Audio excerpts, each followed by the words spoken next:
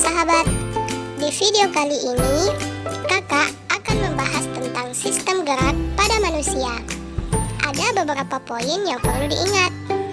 Yang pertama, gerak merupakan salah satu ciri dari makhluk hidup. Kedua, gerak pada manusia melibatkan tulang, otot, dan juga sendi. Ketiga, tulang-tulang pada manusia menyusun yang namanya rangka tubuh. Yang keempat, gerak pada manusia hanya akan terjadi jika terdapat kerjasama antara rangka, otot, dan juga sendi. Yuk kita bahas tentang rangka. Rangka pada manusia terdiri atas berbagai macam tulang. Rangka disebut juga sebagai alat gerak pasif karena tulang hanya dapat bergerak apabila ada aktivitas yang terjadi pada otot. Rangka pada manusia memiliki beberapa fungsi. Yang pertama sebagai alat gerak pasif, dua, memberi bentuk pada tubuh dan menopang tubuh, tiga, sebagai tempat melekatnya otot, empat, sebagai pelindung organ dalam seperti otak, paru-paru, hati, dan juga jantung. Kemudian yang kelima sebagai tempat penyimpanan zat kapur, dan enam, sebagai tempat pembentukan sel-sel darah. Nah, yuk kita bahas tentang penyusun rangka. Rangka pada manusia itu disusun oleh dua macam tulang. Yang pertama ada namanya tulang rawan atau kartilago. Kartilago ini merupakan tulang yang mengandung banyak zat perekat berupa protein dan sedikit zat kapur sehingga sifatnya elastis. Tulang rawan ini dapat ditemukan pada dinding tenggorokan, persendian, cuping hidung, daun telinga maupun ruas antar tulang belakang. Kemudian yang kedua ada osteon atau tulang keras. Osteon merupakan tulang yang mengandung banyak zat kapur berupa kalsium fosfat dan kalsium karbonat, serta memiliki sedikit zat perekat sehingga sifatnya padat dan juga keras. Nah, osteon atau tulang keras inilah yang akan kita bahas lebih lanjut terkait dengan macam-macam tulang berdasarkan bentuk dan juga ukurannya. Nah, perhatikan gambar berikut. Pada gambar terdapat 4 macam tulang yang akan kita bahas satu persatu berdasarkan bentuknya. Yang pertama ada tulang pipa atau tulang panjang. Tulang ini berbentuk silindris panjang seperti pipa dengan kedua ujungnya membesar seperti bonggol yang tersusun atas tulang spons. Bagian tengahnya berisi sumsum kuning. Nah, contohnya adalah tulang lengan atas dan juga tulang paha. Kemudian yang kedua ada tulang pipi yang memiliki bentuk pipih atau lempengan di mana bagian dalamnya berongga seperti spons. Bagian tengahnya juga terdapat yang namanya sumsum merah. Nah, contohnya pada tulang dada atau tulang sternum. Selanjutnya adalah tulang pendek. Tulang pendek ini memiliki ukuran yang pendek dan berbentuk bulat menyerupai kubus. Bagian tengahnya juga berisi yang namanya sumsum merah. Contohnya dapat kita temukan pada tulang ruas jari kaki dan juga ruas jari tangan. Selanjutnya adalah tulang yang tidak beraturan yang memiliki bentuk tidak beraturan dan tersusun atas tulang spons dan lapisan tipis tulang yang kompak. Tulang tidak beraturan ini dapat kita temukan pada tulang punggung atau tulang vertebra. Selanjutnya adalah struktur tulang. Tulang memiliki yang namanya matriks atau struktur keras pada tulang. Berikut adalah gambar struktur tulang pada tulang lengan yang dipotong secara melintang. Pada gambar tampak bahwa bagian terluar pada tulang ada yang namanya periosteum. Periosteum ini disebut sebagai selaput pelindung. Bagian dalam dari periosteum adalah saluran Havers. Pada saluran Havers ini terdapat pembuluh darah, sel saraf, dan juga pembuluh getah bening.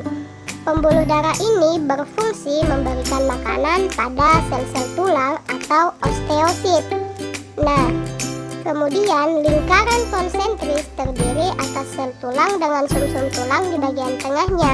Lingkaran konsentris ini adalah lingkaran yang berbeda diameternya tetapi pusatnya sama. berikut adalah bagian dari tulang panjang atau struktur tulang panjang. Pada gambar tampak bahwa tulang panjang itu dibagi menjadi 3 bagian. Yang pertama ada bagian epifisis, diafisis, dan juga cakra epifisis. Untuk epifisis ini merupakan bagian dari ujung tulang, sedangkan diafisis merupakan bagian tengah tulang, dan cakra epifisis merupakan bagian pada tulang yang terletak di antara epifisis serta diafisis. Bagian cakra epifisis inilah yang akan mengalami pertumbuhan sehingga tulang dapat memanjang. Selanjutnya kita masuk pada sistem rangka. Rangka pada manusia terdiri atas berbagai macam tulang. Rangka dibagi menjadi 2, yaitu rangka aksial dan rangka apendikular. Untuk rangka aksial berfungsi melindungi organ dan memelihara postur tubuh, sedangkan rangka apendikular berfungsi sebagai penggerak tubuh.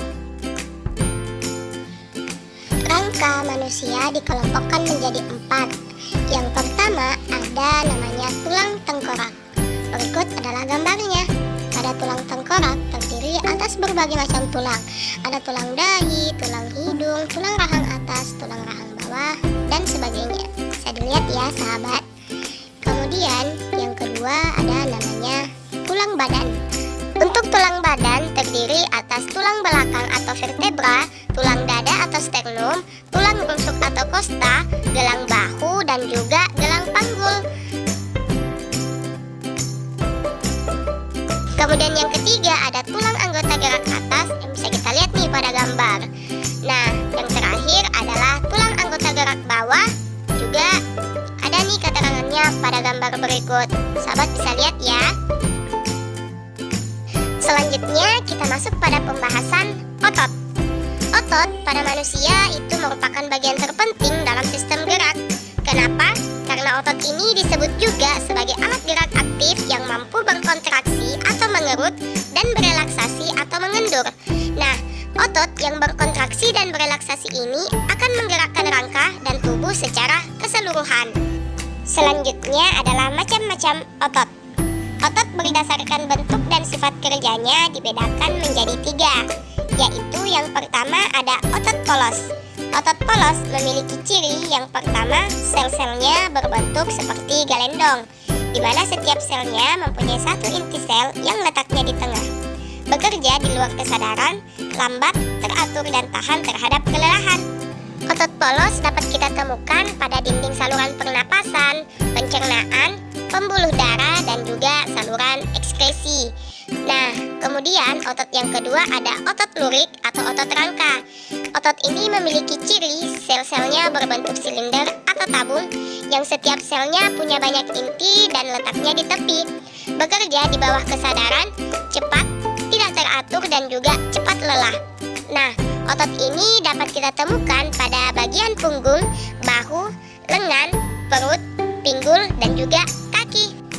Selanjutnya otot yang ketiga adalah otot jantung. Otot jantung ini memiliki ciri di mana sel-selnya berbentuk seperti tabung dan juga bercabang-cabang. Setiap selnya mempunyai satu inti sel yang letaknya di tengah. Otot ini bekerja di luar kesadaran, lambat, dan tahan terhadap kelelahan. Otot jantung hanya dapat kita temukan pada organ jantung. Nah, selanjutnya kita akan bahas tentang gerak pada otot. Gerak pada otot dibagi menjadi 2. Ada namanya gerak sinergis dan juga gerak antagonis. Untuk gerak sinergis yaitu gerak otot di mana terdapat 2 otot atau lebih yang bekerja sama untuk melakukan suatu gerakan. Otot ini contohnya pada otot pronator yang terdapat pada lengan bawah, yaitu ketika menelungkupkan atau menengadahkan telapak tangan. Sedangkan gerak antagonis adalah gerakan di mana terdapatnya 2 otot atau lebih yang bekerja secara berlawanan. Gerak antagonis terdiri atas beberapa macam gerak. Yang pertama ada fleksi dan ekstensi. Fleksi artinya membengkokkan, ekstensi meluruskan. Contohnya adalah pada saat kita melipat lengan bawah atau menekuk siku maupun menekuk lutut. Yang kedua adalah gerakan aduksi dan abduksi.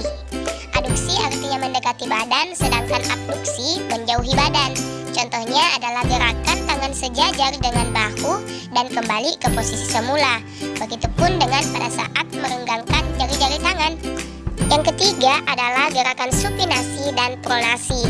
Supinasi artinya menengadah, sedangkan pronasi artinya menelungkup. Contohnya pada telapak tangan dan juga punggung tangan. Yang keempat adalah gerak inversi dan eversi. Inversi artinya memiringkan atau membuka ke arah dalam tubuh, sedangkan eversi ke arah luar tubuh. Contohnya pada saat kita memiringkan atau membuka telapak kaki kita ke arah dalam dan juga ke arah luar. Nah, gerakan yang kelima adalah depresi dan elevasi. Depresi artinya menurunkan, sedangkan elevasi artinya mengangkat. Contohnya adalah gerak kepala menunduk dan menengadah, serta gerak membuka dan menutupnya mulut. Pembahasan selanjutnya adalah sendi. Sendi merupakan penghubung antar tulang pada rangka tubuh. Pada persendian terdapat yang namanya cairan pelumas yang disebut cairan sinovia. Nah, sendi memiliki beberapa macam, di mana berdasarkan sifat geraknya sendi dibedakan menjadi 3. Yang pertama ada sendi mati atau sinartrosis. Sinartrosis adalah sendi yang tidak memungkinkan terjadinya pergerakan sama sekali. Nah, sendi ini jika penghubungnya tulang rawan disebut sebagai sinkondrosis, contohnya pada tulang rusuk dan tulang dada. Sedangkan jika penghubungnya jaringan ikat serabut disebut sebagai sinfibrosis, misalnya antar tulang tengkorak atau sutura. Kemudian yang kedua ada sendi kaku atau amfiartrosis. Amfiartrosis ini adalah sendi yang memungkinkan terjadinya sedikit gerakan atau gerakannya terbatas. Nah, contohnya dapat kita temukan pada tulang rusuk dan juga tulang dada, serta tulang pergelangan kaki dan hubungan antar ruas tulang belakang.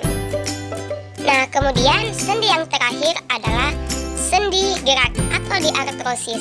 Sendi gerak ini adalah sendi yang memungkinkan terjadinya gerakan yang bebas.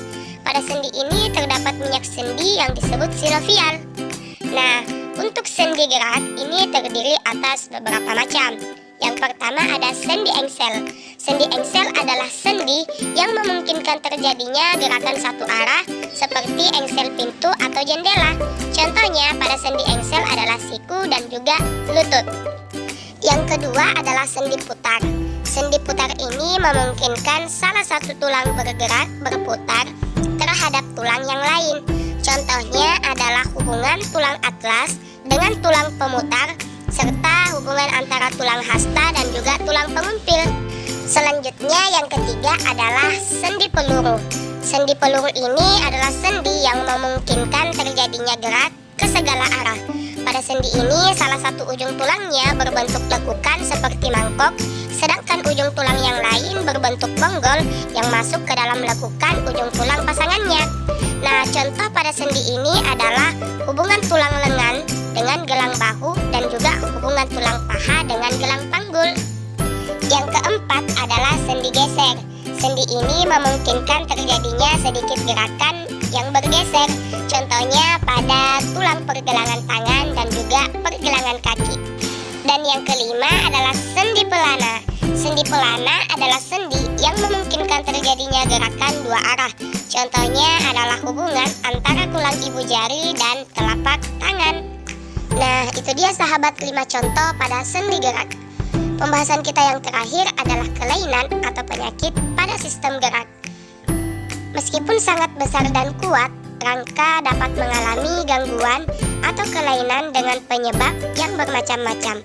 Begitupun dengan sendi dan otot.